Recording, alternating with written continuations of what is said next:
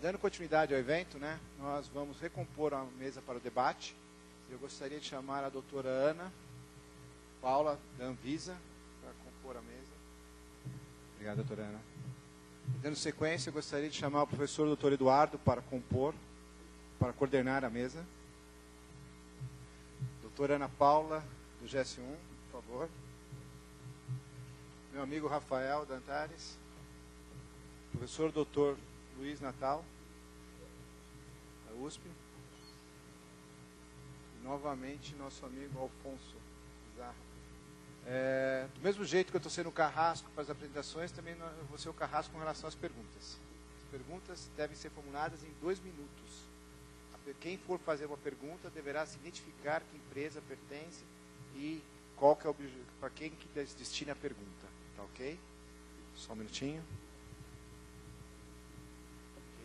Podemos começar? Olá, pessoal. Coragem. Eu faço parte da Fiesp, além de fazer parte da Fiesp, eu sou presidente do Grupo Granville, eu opero praticamente em 10 países e agora estou abrindo na Alemanha. Tá? Uma das coisas que a gente faz, além de ser operador logístico, tem a indústria, certo? E além de ter importado alguns equipamentos, inclusive para a área médica. A pergunta que eu vou fazer, depois vou, com tudo que você fala, inclusive, não sei se você compartilhou também, não sei, se você é chileno. Tá, venezuelano, é mais ou menos por aí. Né? Mas o meu está melhor que o seu, você tem garanto. Bom, eu... Há 2 anos atrás, importei um equipamento, já que vocês estão falando da parte de perca de medicamento, enfim, eu acho que a melhor coisa que eu posso fazer para vocês é responder isso, porque é uma burocracia muito grande que vocês têm a comparação de outro. E, inclusive, a senhorita Ana Paula, comentei agora há pouco, a parte de que o sistema que está sendo utilizado já não se usa mais lá fora, mas eu vou chegar lá. Bom, há 2 anos atrás eu trouxe um equipamento que... hoje, nós estamos tentando colocar, e graças a Deus, quem sabe, o ano que vem a gente vai lançar no mercado, que é um equipamento que vai economizar muito nas percas de vacinas e no transporte de órgãos.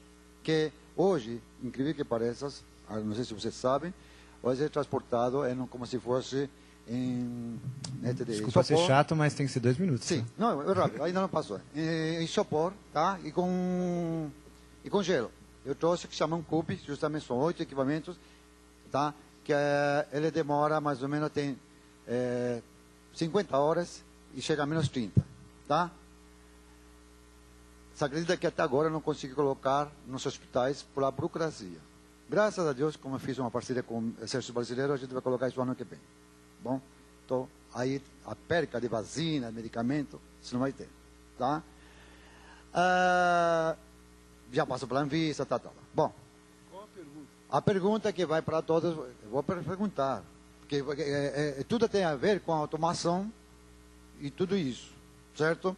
No caso dos médicos do Hospital das Clínicas, não sei quem quer, tá? Lá fora, por exemplo, a gerente da GC1 falou o seguinte, que os pacientes têm um controle maior com coisa. Eu digo o seguinte, por que aqui no Brasil, se é tudo automatizado, e tem o RFID, tem leitura desse, por que não colocar em cada leito e se tira hoje aquela ficha, certo? E não automatizado, automaticamente já tem um leitor de leitura, ele sabe o paciente, evita esses erros médicos, como acontece muito, e mais agora, e não sabemos que a USP está com um sério problema e não tem financiamento para qualquer tipo de pesquisa atualmente, tá? Eu concordo com ele, quando eu falo para ele, o venezuelano, justamente, esqueci o seu nome, ele fala o seguinte, que a gente tem... Passou 1 minuto? Mais de 5 Falta 2, né? Tá. A minha pergunta é o seguinte, enquanto houver a burocracia aqui no Brasil e tiver equipamentos novos, que nós estamos com um atraso de 5 a 10 anos, e não sei se vocês sabem, nós não temos fibra ótica, não temos satélite. A minha pergunta aqui vai é o seguinte, para todos, certo? Quando que nós teremos condições de ter novos sistemas em funcionalidade, certo? E essa nuvem que ele está falando, a pairar e esclarecer ela mais fácil. Essa é a minha pergunta geral. Logicamente não seriam 2 minutos, que teria muito mais coisa a perguntar, mas basicamente seria isso. Obrigado. Pessoal, quem se habilita a responder? Professor, acho que o senhor foi o que melhor compreendeu. Eu? O senhor é o coordenador, professor. Quem se habilita a responder? O senhor é o coordenador. Bom, desculpa, eu não... Olha, professor. Bom, olha, o grupo aqui não responde. Pessoal, eu sou especialista em automação, eu não me considero competente para responder essa pergunta. O grupo aqui, ninguém. Vamos para a próxima pergunta. Vamos lá. Obrigado, senhor. Posso falar? Eu sou Marcos Bonavita, minha empresa Merimar, de consultoria de negócios, melhoria de negócios, aqui. E a pergunta é simples. Hoje um remédio, a bula, o senhor pega a bula, eu com óculos não consigo ler certas letras. Por que isso ainda acontece? Isso é segurança do paciente. Como isso ainda está normal? Por que não já arrumaram esse assunto? Doutora Ana, Paula, por favor. Bom, existe toda uma regulamentação na qual as informações a serem disponibilizadas em bula estão estabelecidas. Né? Com relação à norma da rastreabilidade, nós não entramos em nenhuma mudança ou alteração no marco normativo que rege as bulas. Né? Isso seria uma outra discussão dentro de uma outra abordagem.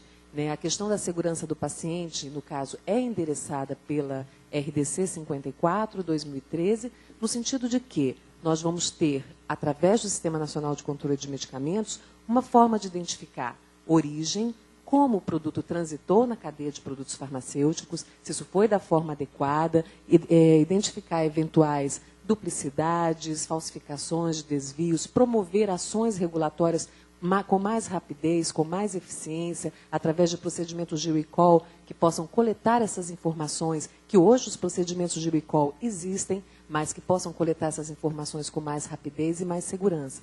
Mas, assim, esta norma, ela considera, e foi uma coisa que foi colocada aqui hoje, assim, que os marcos regulatórios existentes, eles permanecem e devem ser observados, sejam no padrão de rotulagem, sejam no padrão de bula. Agora, é uma questão que eu acho que deve ser endereçada num outro foro de discussão, onde talvez esses aspectos referentes a um critério técnico para que as bulas sejam estabelecidas e que isso possa ser endereçado mais adequadamente. Obrigado. Muito obrigado, doutora Ana. Pessoal, eu só pediria que as perguntas fossem em função das apresentações aqui, ok, pessoal?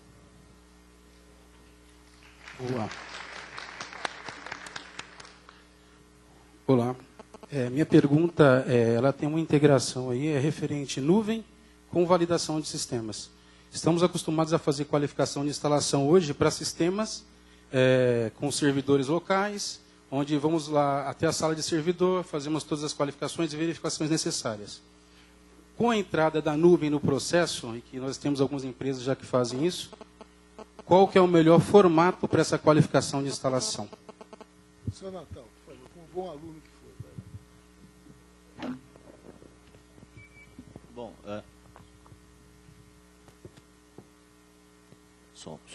Bom, com relação à nuvem, a instalação de um sistema numa nuvem e ter ele como software, como um serviço, ela vai demandar esse tipo de regulamentação ou de aprovação.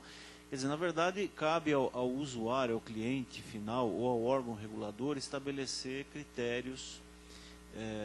Por exemplo, vamos pegar um tema da nuvem como privacidade e tal. Você pode exigir que tenha uma ISO 27000 ou coisa desse tipo, que são normas que regulamentam a segurança da informação, né? Eu entendo que a qualificação de sistemas ela é uma atividade de interesse de segunda parte, quer dizer, a Anvisa pode estabelecer regras. Vou dar um exemplo que eu conheço mais da SBIS, Sociedade Brasileira de Informática na Saúde, certifica softwares para prontuário médico. Então isso foi criado todo um arcabouço normativo, regra, um sistema de auditoria que diz que aquele software tem qualidade ou tem segurança suficiente para o caso em questão que é o caso do que eu comentei aí do prontuário médico, né? A nuvem como uma infraestrutura, falando no nosso caso do nosso projeto, por exemplo, eu pego o GAESE. O GAESE tem projetos com a área médica e tal. O GAESE tem um data center virtual na nuvem, então ele pode usar. Existe uma segurança, uma disponibilidade que a equipe garante. Então, na verdade, a gente fala em termos de SLA, que é Service Level, né? Agreement, quer dizer, eu garanto 7 por 24, 95 noves, lá aquela história de 999 e tal. Agora, a regulamentação adicional de certificar um sistema, certificar um procedimento, ela vem também pelo órgão regulamentador. Um outro exemplo, a gente hospeda a nuvem num data center que tem Tier 3, que vai até 4, né, essa classificação. Então, aí ele foi auditado, ele tem dupla abordagem de energia elétrica, saída para a internet por mais um caminho, ar-condicionado. Então, tem todo um arcabouço que garante, no fundo, você deve olhar a nuvem fundamentalmente como um ambiente de alta disponibilidade, né? A questão da segurança da informação dentro da nuvem, ela é própria. No nosso caso, a gente tem uma configuração chamada multi-tenant, que permite isolar com bastante segurança os diferentes ambientes ou pedaços da nuvem, né? Mas, sem dúvida nenhuma, eu acho que sempre cabe uma auditoria ou uma regra ou uma norma externa. Mas aí é o órgão regulamentador que tem que dizer que aquilo é seguro de acordo com os padrões tais e tais. Okay. Esse questionamento é porque a gente, quando recebe uma inspeção na indústria, hoje, pelo menos, o padrão a gente tem que apresentar as políticas e procedimentos da TI. Isso vai continuar existindo, lógico. Mas aí, quanto ao prestador de serviço, a cobrança eu entendo que seria a mesma. Eu queria chegar nesse ponto também de políticas, procedimentos, além, lógico.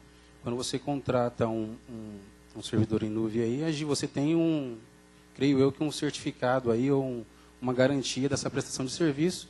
E eu queria entender assim, se a gente pode apresentar essa garantia ou esse certificado como um item relacionado à minha qualificação de instalação. Agradeço a pergunta e acho que é muito pertinente, que fiz um comentário bastante forte a questão da qualificação de fornecedores, né? A maioria das indústrias hoje, para alavancar seu crescimento, está cada vez mais terceirizando processos. O processo da nuvem é um deles, ou seja, a gente começou primeiramente com servidores internos, equipamentos internos de computação. Alguns de vocês foram terceirizar com empresas de grande porte, de grande conhecimento tecnológico. Outros de vocês, para minimizar os custos, utilizaram tecnologias como VM, de Virtual Machine, para poder criar seus servidores dentro do servidor físico, que é um processo de nuvem minimizado. Não sei, professor, se você me ajuda aí, mas eu diria que como que eu estou utilizando minha máquina para ter várias máquinas fazendo diferentes coisas. E isso tem um processo de qualificação, ou seja, ter certeza que eu instalei meu software, instalei minha máquina como manda a receita, como manda o figurinho. E a mesma questão com a nuvem. Então, o que vamos fazer com a nuvem? Estou contratando um serviço terceirizado. Pode ser uma nuvem particular ou privativa ou uma nuvem pública. Qualquer dos dois casos, a mesma questão como que estou contratando o serviço de um data center, que é particular, aquele espaço, 40 metros quadrados são da empresa XYZ, ou eu estou indo com servidores compartilhados, onde tenho informação de outras empresas farmacêuticas ou de qualquer outro tipo de empresa. Então, o que é importante aí? Os objetivos, saber que estou contratando, ver quais são a forma como essas empresas administram esses processos de instalação, mantém o processo de instalação dentro do que é adequado, tem os Service Level Agreements, os acordos de serviço, e aí, mais uma vez, o importante é garantir que essa empresa ou essas empresas têm um sistema de qualidade que atende meus requisitos de qualidade. Não tem outro caminho a ser feito. Se eu ficar assim, falando, tá bom, eles vão fazer um dia, eu posso colocar em risco minha operação. E, ao final das contas, eu, como empresa detentora do registro de produto, sou responsável, não quem terceirizei. Eu acho que isso é importante, cobrar desse sistema da qualidade, ter esse processo de qualificação de fornecedores, que seria mais que fazer auditorias, professor, que foi o que você mencionou, ter alguns certificados que podem ser utilizados como uma base de que essa empresa tem um nível de qualidade pertinente para o que eu espero que seja feito com as atividades de minha empresa. De complementar, a nuvem, você pode comprar tudo na nuvem pública, tudo isso é precificado, né? Mas, por exemplo, nós quando entregamos uma máquina virtual, ela é um espaço dedicado, tanto que se você deixa ela ligada, é como deixar a lâmpada do quarto acesa, ela está consumindo o recurso da nuvem. Nós não entramos num compartilhamento excessivo, quer dizer, duas pessoas e fazer uma política de, bom, agora eu posso usar aquele recurso porque eu sei que ele está dormindo, etc. Claro que você ter um recurso dedicado é mais confiável do que você ter ele compartilhado. A gente chega, inclusive, a entregar o que se chama bare metal, né? Quer dizer, você entrega a máquina física para alguém que demonstrar que precisa. Se eu for numa nuvem pública, eu posso comprar essas coisas todas. Por exemplo, você vai numa local web e você quer um servidor dedicado, só para você. Isso tem um custo.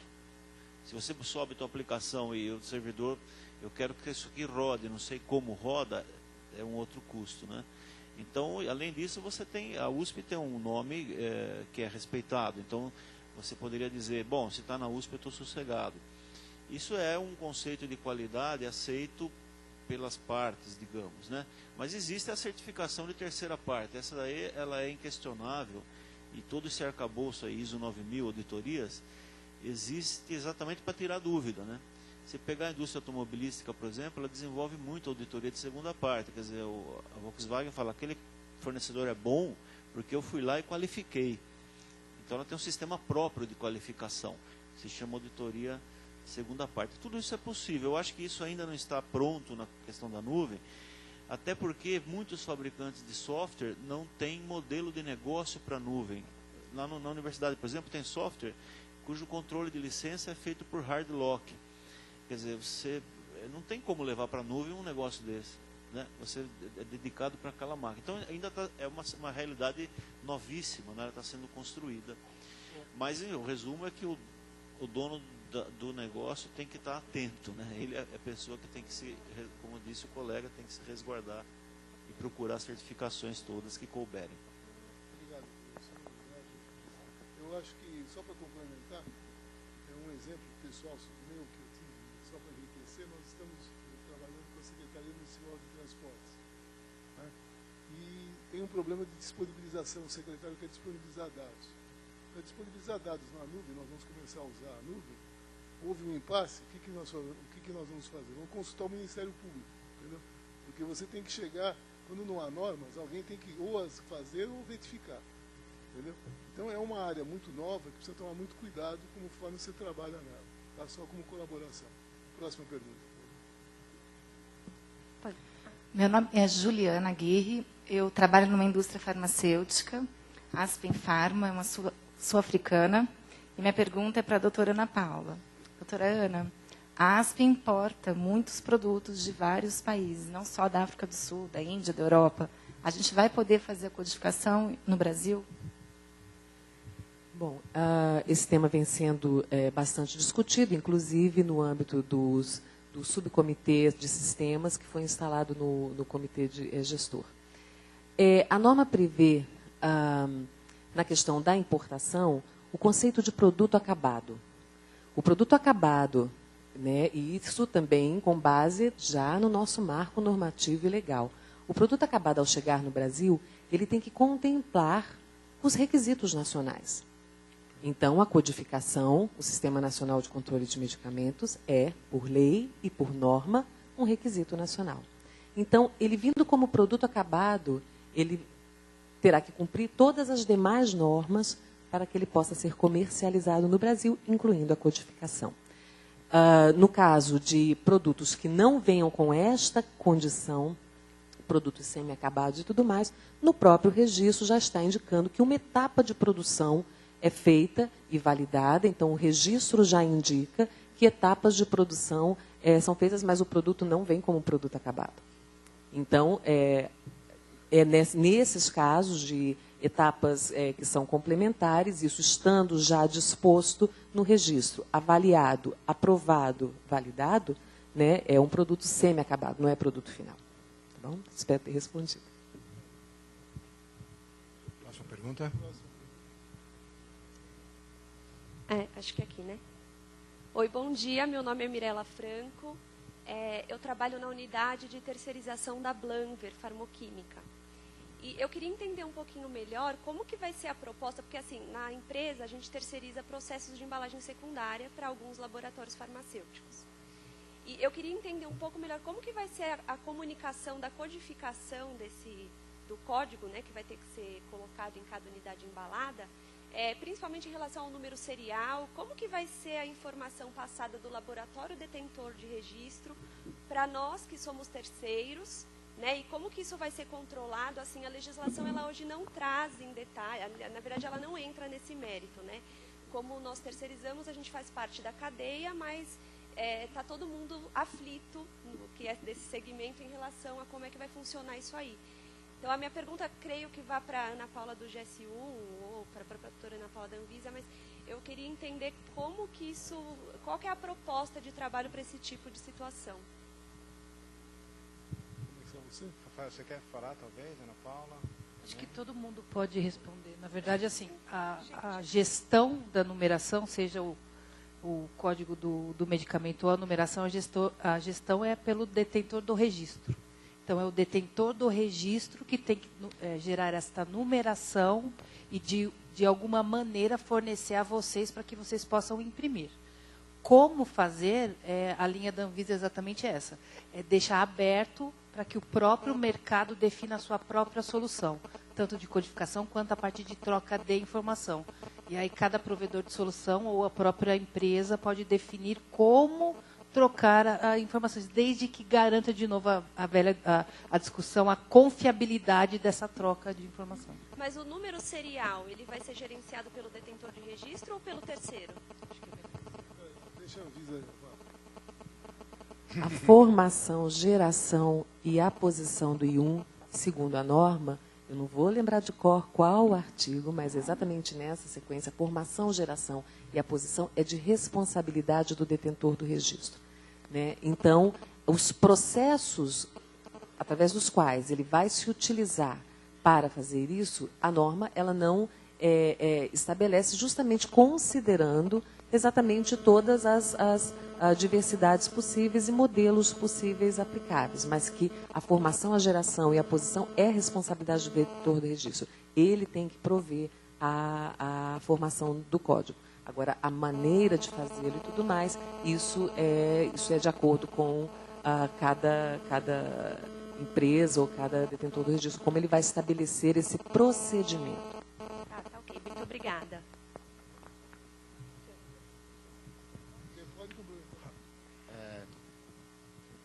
Tem uma possibilidade de ser gerado os códigos no banco de dados do fornecedor, que seria o detentor do registro. O detentor do registro recebe um pacote de informações com esses dados e é criada uma hierarquia entre o número serial e o vínculo da caixa de embarque, obviamente o pallet, se for necessário, e você vai devolver essa informação para o detentor do registro com toda a hierarquia dos códigos completamente consolidadas de acordo com o que ele havia solicitado para você anteriormente. Então, você recebe um arquivo já informando, se são 10 mil unidades, existem 1000 unidades por caixa, seriam 10 caixas. Você sabe que lá dentro vão ser gerados 10 mil seriais para o cartucho, para 10 caixas de embarque. Então, você já tem esses números e, posteriormente, ele vai receber isso e dar entrada dentro do seu inventário e está disponível para o faturamento. Essa é a ideia.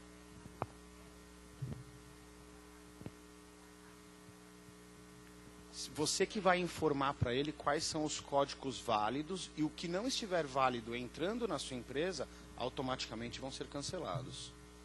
Essa é o princípio. Sim, só um minuto.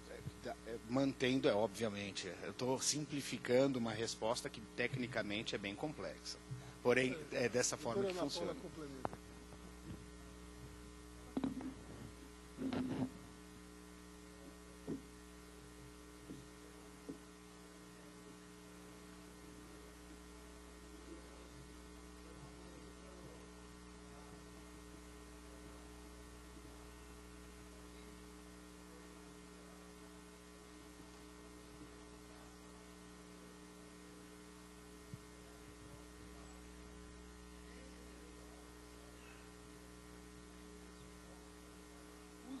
todos o microfone, senão ninguém ouve.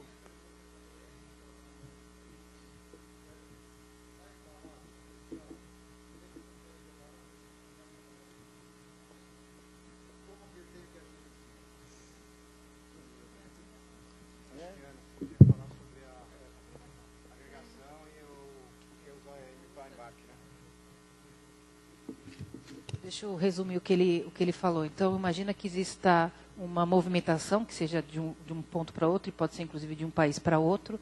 Imagina que isso chegue num container, chegue num pallet ou numa caixa. Como é que a empresa que recebe esse volume vai conferir o conteúdo, né? Vai ter que abrir o conteúdo para poder ver item a item, etc.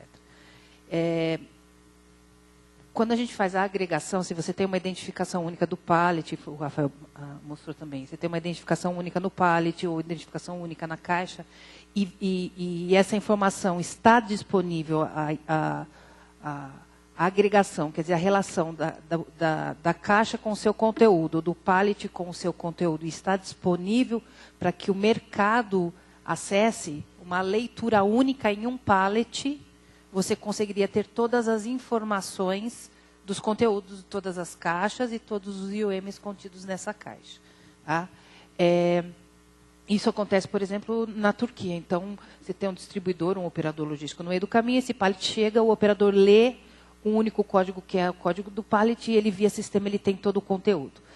Então, funciona, quer dizer, se você tem troca de informações, isso funciona. O que se questiona muito?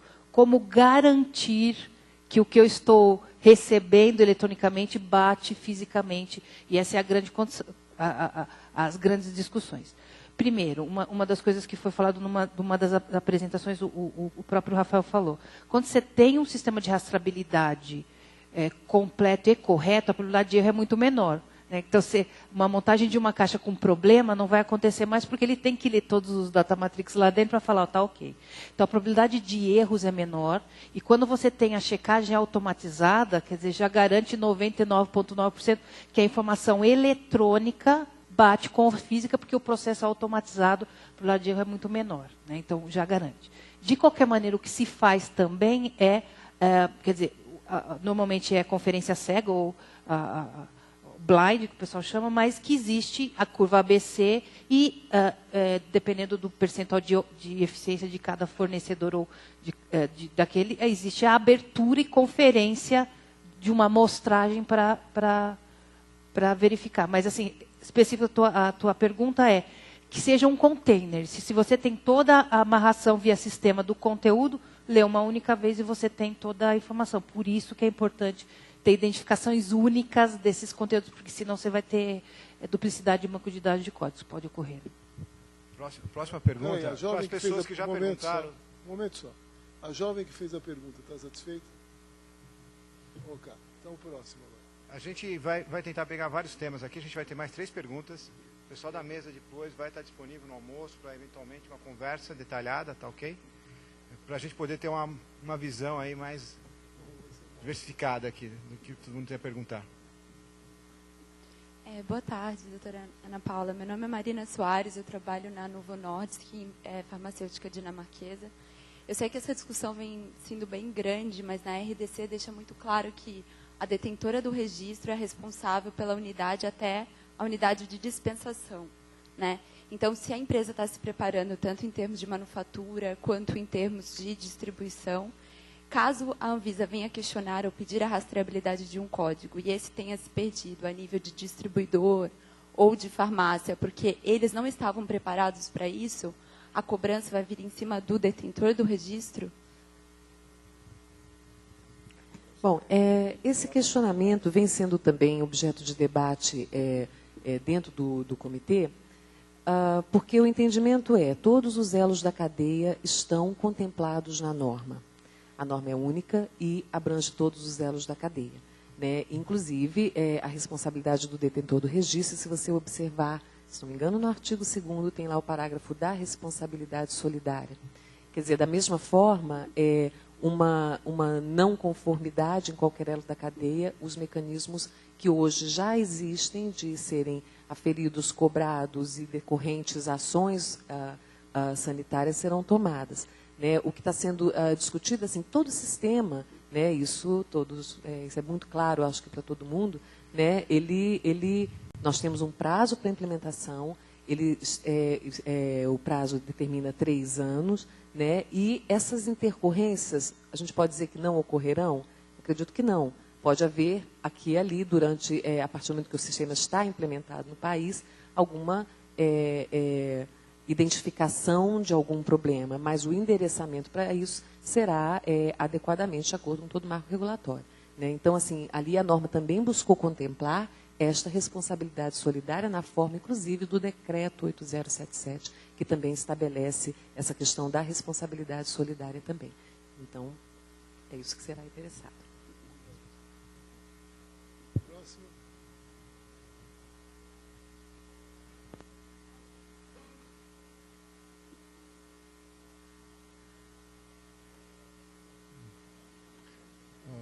Não está funcionando, acho que está...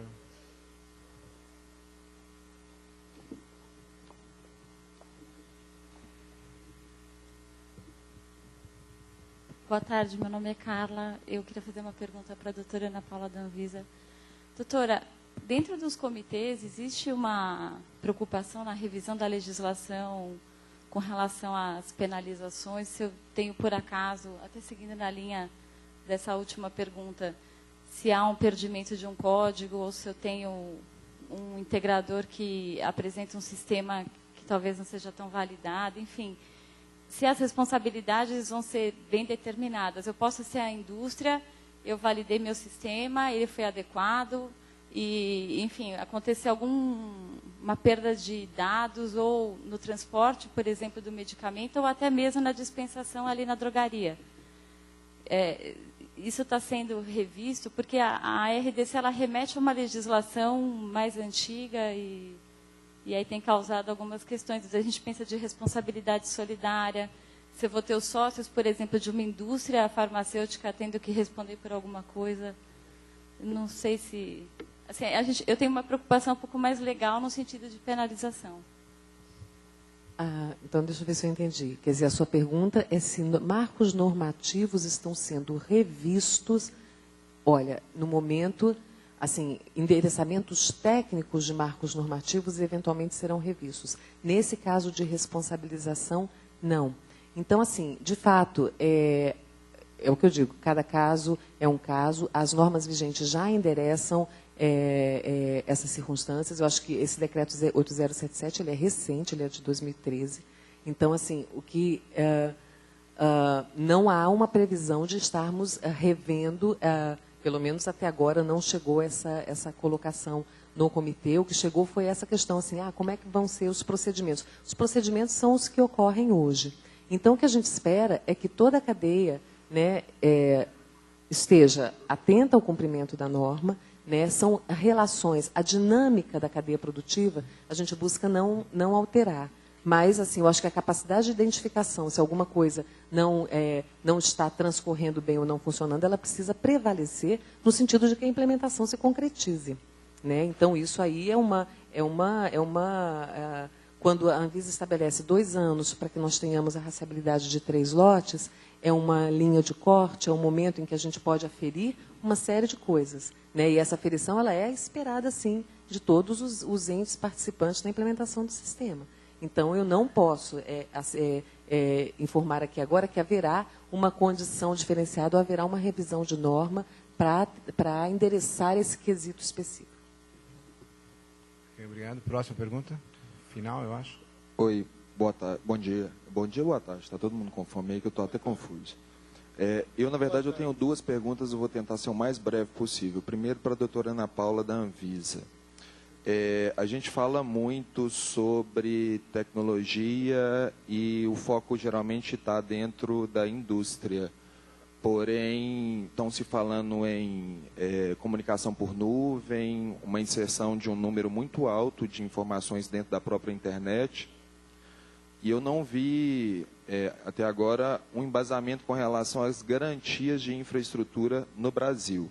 Porque é muito fácil a gente falar sobre os grandes sites nas grandes cidades que têm um avanço melhor de comunicação, mas a pergunta é, não seria ideal ou necessário a inserção da Anatel para a criação de indicadores de acompanhamento do nível de maturidade das tecnologias ponta a ponta no Brasil, porque colocar uma solução em nuvem em São Paulo está fácil.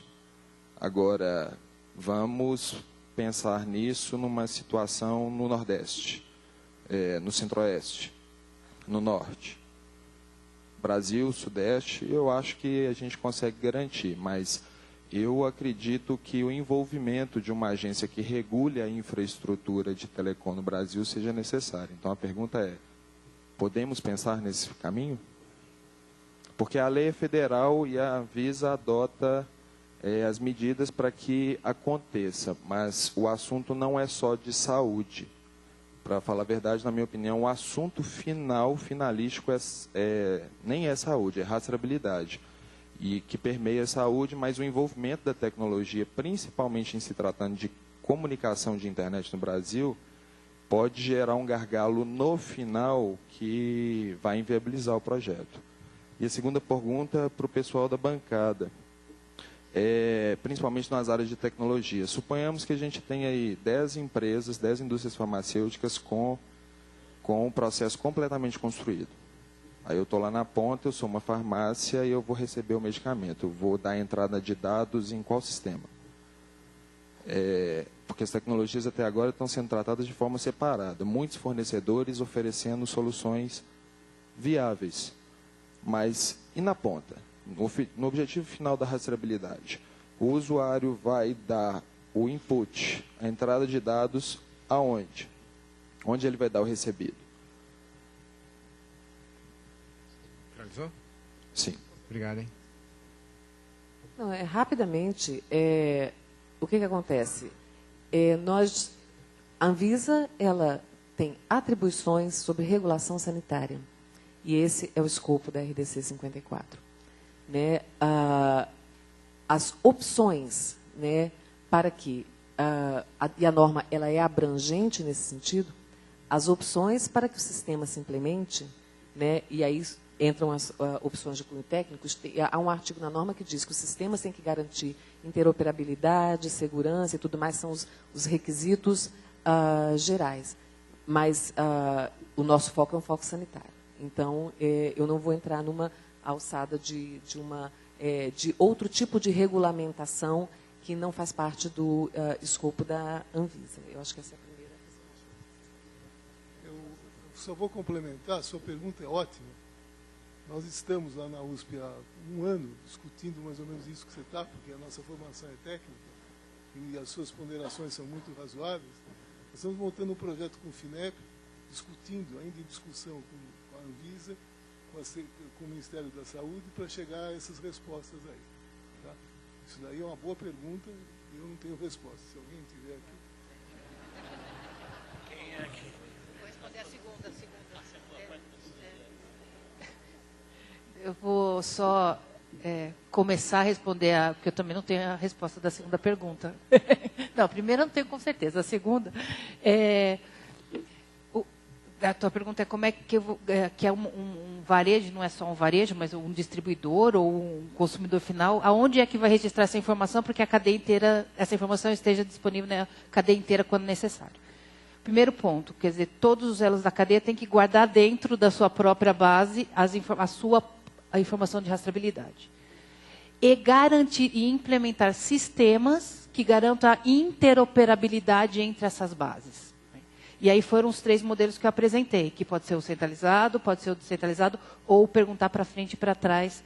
E aí, quer dizer, esse eu acho que é um grande desafio, que o mercado vai ter que definir esses protocolos de comunicação onde vão estar, que seja numa nuvem, que seja interno, seja o banco, um terceiro, um provedor de solução, etc. O Rodrigo Klein vai apresentar, depois do almoço, uma proposta que as entidades do setor privado estão propondo para fazer essa interoperabilidade, mas é uma proposta. Essa resposta ainda não existe, né, no Brasil, pelo menos. Existem soluções, como disse, a GS1 tem um padrão EPCIS, que tem provedores internacionais que têm isso na própria ferramenta, mas quem vai decidir como fazer são vocês. Né? É o mercado que vai implementar, que vai entrar num acordo e... Você está convidado para participar do nosso grupo, viu? Pode participar. Então, não, estou falando da USP, lá no FINEP, vocês podem participar. Ok. Não, eu acho que a resposta já foi dada. Quer dizer, solução tecnológica existe. A gente tem casos aí, a nota fiscal eletrônica é um exemplo, a Receita Federal é um excelente exemplo, que dá para coletar dados em qualquer lugar, né? Precisa pensar numa arquitetura, precisa ter um projeto. No nosso caso, por exemplo, a gente não quis, para melhorar a confiabilidade da rede, da nuvem, nós colocamos pods nas regiões onde eu não controlo a rede.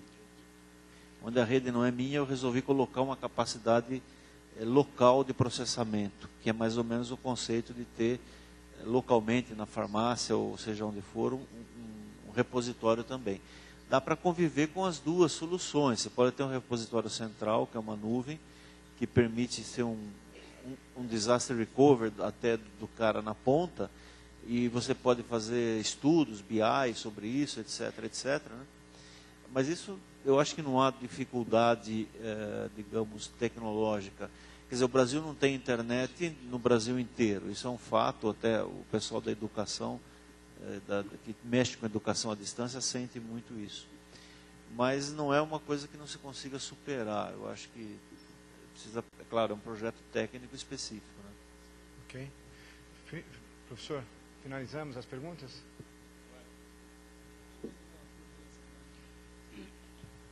Lembrei de um ponto, justamente que o professor falou. A gente tem dois cenários da Secretaria de Fazenda, que é a nota fiscal eletrônica e a nota fiscal eletrônica ao consumidor. Então, hoje a gente tem 100% dos estados emitindo notas fiscais eletrônicas e tem que estar conectado online ao banco de dados da sua Secretaria de Fazenda, porque senão não consegue emitir uma nota e não consegue emitir sair com um caminhão para poder faturar. Não estou dizendo, quer dizer, esse cenário 100% Brasil. E a próxima etapa, que já está implantada, é a nota fiscal consumidor eletrônica, que é tirar os emissores de cupom fiscal do varejo e substituir também por troca de arquivos online. Ou seja, eu vou vender para a Ana Paula, projeto do... Então, eu vou vender para a Ana Paula, eu sou um varejo, ela está lá no PDV, antes dela sair antes de emitir, né, a nota, esse arquivo vai online para a Secretaria de Fazenda, que analisa e devolve, ok, você pode emitir.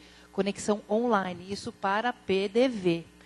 E o primeiro estado que vai implantar em 100% de todos os estabelecimentos, 100% de todos os estabelecimentos, e ter um prazo, é o Amazonas, que foi o primeiro a emitir no Brasil, e foi o Amazonas. Não estou dizendo que é realidade 100%, mas que a gente já tem uma situação que auxilia. Então, se a gente precisa de infraestrutura para a rastreabilidade, a gente também precisa para troca de arquivos. Então, uma ajuda, ou os dois não dão para fazer nesse cenário. Projeto, infelizmente, eu acho que a gente... não vamos entrar em detalhe, mas essa segunda fase da nota fiscal eletrônica é um projeto nosso chamado SAT, que está entrando em operação no estado de São Paulo a partir de novembro, obrigatório, e janeiro na prefeitura para serviço. Mas aí é outra discussão, 5 horas de discussão. Não vamos começar agora, senão ninguém almoça. Ok, professor, podemos encerrar? Pessoal, muito obrigado pelas perguntas.